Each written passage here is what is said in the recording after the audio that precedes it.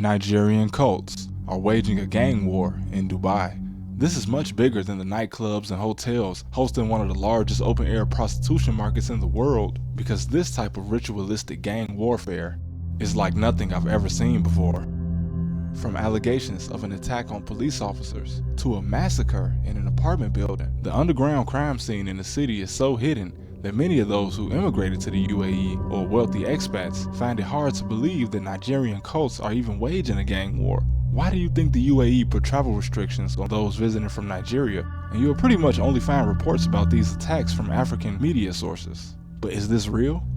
The main cult associated with these crimes is the Supreme Aye, which started at the University of Ibadan in Nigeria. They're actually referred to as a confraternity, and they are known to engage in organized crime and cult-related killings. They have connections that go all the way to the top of Nigerian society, including the King of Benin and the aristocracy being cultists themselves. The series of clashes in the streets of Sharjah in October 2022 caught the eye of the government after videos of one incident went viral, with some of these incidents reportedly having dozens of casualties, including this apartment attack which Nigerian media claims took the lives of 15 people. Now, the cult's exact business in the UAE is unclear. This group operates in many different countries with a strict hierarchical structure.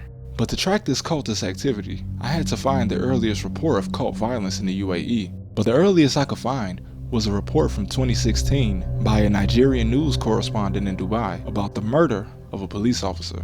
It started when a Nigerian man, Mr. Chikioke, was at a nightclub in Deira, the lower end of the red light district in Dubai.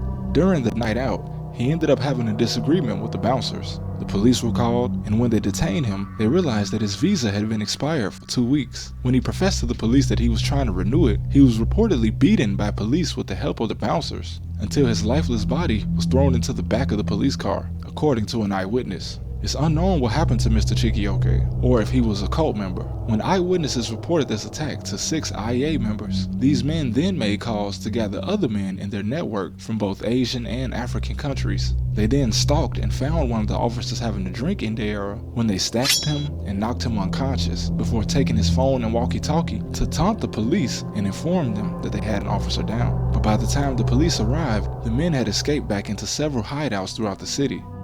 But how prevalent is this crime actually?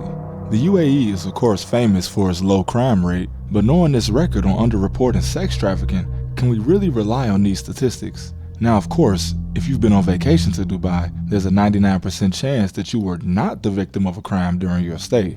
And that is, to me, the exact thing that keeps this crime so exclusive.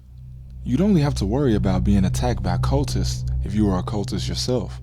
And unless you were a migrant from a South Asian country, or a very poor young woman from West Africa who heard about a job opportunity in the UAE, you never have to worry about being sold into actual slavery. I imagine that this cultist violence has died down quite a bit recently, just due to the travel ban and the expiring visas of the Nigerians already in the UAE. But make no mistake, these groups are still very active throughout West and North Africa, as well as operating a trafficking ring themselves throughout Italy.